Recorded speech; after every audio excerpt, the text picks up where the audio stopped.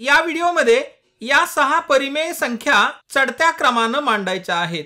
म्हणजे सुरुवातीला सर्वात लहान संख्या आणि शेवटी सर्वात मोठी संख्या, म्हणजे सर्वात डाव्या बाजूला लहान संख्या आणि सर्वात उजव्या बाजूला सर्वात मोठी संख्या।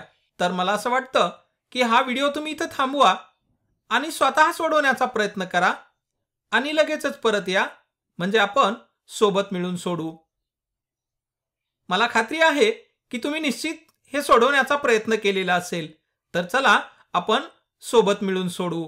तर सुरुवात करूया ही एक एक संख्या रेषेवर मांडण्यासाठी, आणि त्यासाठी आपल्याला पाहिजे एक संख्या रेषा, म्हणून आपण या ठिकाणी एक संख्या रेषा घेऊ।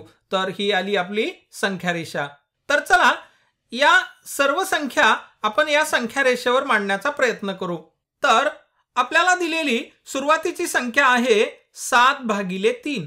तर विचार करूया की ही संख्या दुसऱ्या पद्धतीने कशी लिहिता येईल, म्हणजेच या 7/3 या संख्येला मिश्रित संख्याच्या रूपामध्ये कसं लिहिता येईल। तर यासाठी आपल्याला विचार करायला पाहिजे की या 7/3 मध्ये किती पूर्णांक आहेत। तर याबाबत आपण विचार केला की जर माझ्याकडे 3/3 असते तर यामध्ये आहे 1 पूर्णांक, म्हणजे हे आहेत 1।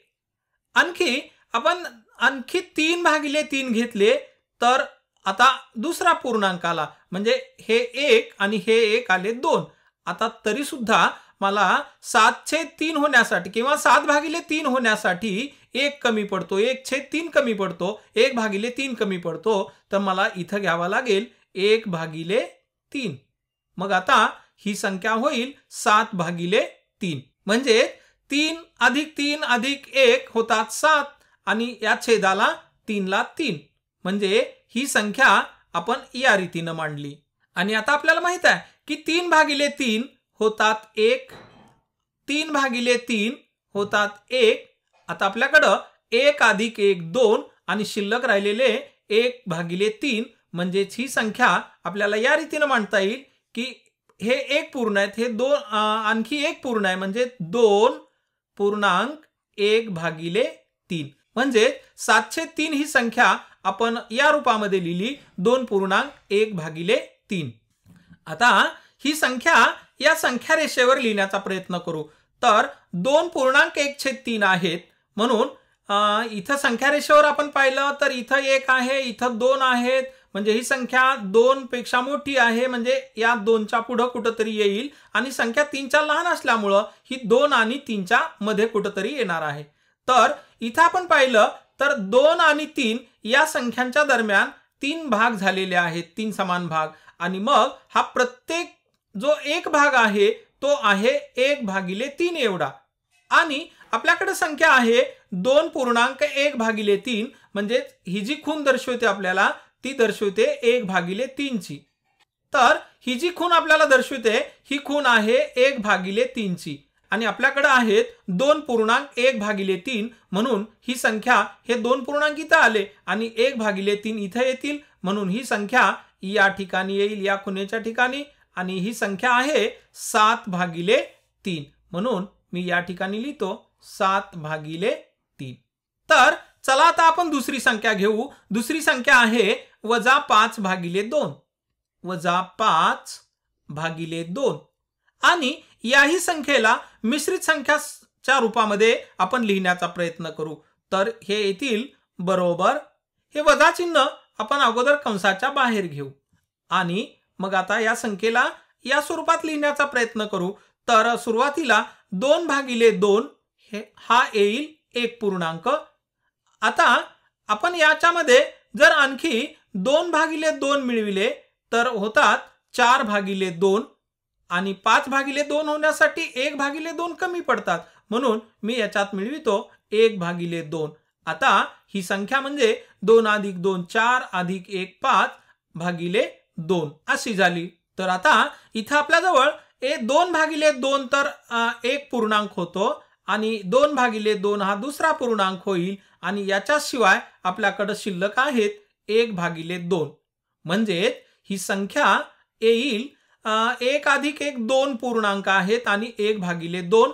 मग हे वजा चिन्ह मी या ठिकाणी लिहितो आणि 1 अधिक 1 2 आणि हे 1/2 तर हे होतील -2.1/2. आता ही संख्या आपण या संख्या रेषेवर मांडू. तर इथं या संख्या रेषेवर इथं आहेत आपले -2 आणि ही संख्या आहे 2.5 कारण 1/2 अर्धा होतो. 2.5 म्हणल्यानंतर ही संख्या 2 आणि 3च्या अगदी मधोमध येईल आणि म्हणून आपल्याला इथं ही कोण करून आपल्याला ही संख्या मांडता येईल. तर ही संख्या 2 आणि 3च्या अगदी मधोमध म्हणजे ती या ठिकाणी आली. तर इथं संख्या आली तर इथं आली -2.1/2 म्हणजेच -5/2.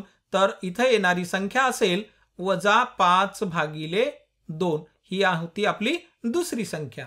आता तिसरी संख्या आहे 0. तर संख्या रेषेवर 0 मांडणं काही अवघड नाही, ते अतिशय सोपं आहे. म्हणून आपल्याला माहित आहे संख्या रेषेवरचे 0 ते इथं आहेत म्हणून इथं येतील 0. त्यानंतरची संख्या आहे आपली -12/4 म्हणून मी या ठिकाणी घेतो -12/4 आणि याही संख्येला आपण मिश्रित संख्याच्या स्वरूपामध्ये लिहू आणि मग हे सुरुवातीला वजा चिन्ह मी या कंसाच्या बाहेर घेतो आणि आता 12/4 आपल्याकडे जे उरलेले आहेत या संख्येला या रूपामध्ये लिहायचं आहे. तर 12/4 ला मी असं लिहितो की 4/4 अधिक 4/4 हे होतात 8/4 आणि आणखी आपल्याला कडे 4/4 शिल्लक राहतील.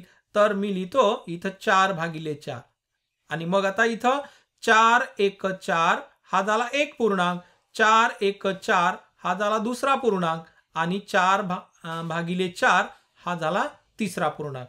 तर ही संख्या -12/4 ही संख्या आपल्याला या रूपामध्ये मिळेल की -1 अधिक 1 अधिक 1 म्हणजे 1 अधिक 1 2 अधिक 1 3 म्हणजेच -12/4 ही संख्या आहे -3 या रूपामध्ये. तर आता ही संख्या आपण या संख्या रेषेवर दाखवू. तर इथं आहेत -1 -2 आणि इथं येतील -3 म्हणजे या ठिकाणी येणारी संख्या आहे -12/4 -12/4 किंवा -12/4. आता आपल्याकडे संख्या शिल्लक राहिली आहे -3.25. तर ही संख्या मला अशी लिहिता येते की -3.25/100 आणि हे आहेत 0.25. तर आणखी या संख्येला मला असंही मांडता येईल की -3 पूर्णांक या 25 न 100 ला भाग दिला तर हे 25/100 होतात 1/4. आता ही संख्या आपल्याला संख्या रेषेवर दाखवायची आहे. तर हे आहेत -3 तर संख्या रेषेवरचे -3 आहेत इथं.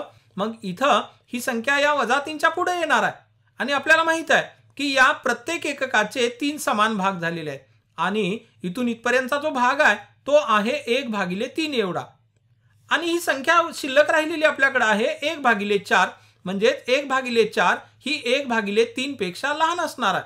म्हणजे ती इथं न येता ती या 3 पासून या ठिकाणी कुठेतरी येईल. आपल्याला ते निश्चित दाखवता येणार नाही म्हणून आपण या ठिकाणी ही संख्या दाखवू. तर या ठिकाणी आहेत -3.1/4 किंवा आपल्याला दिलं होतं -3.25.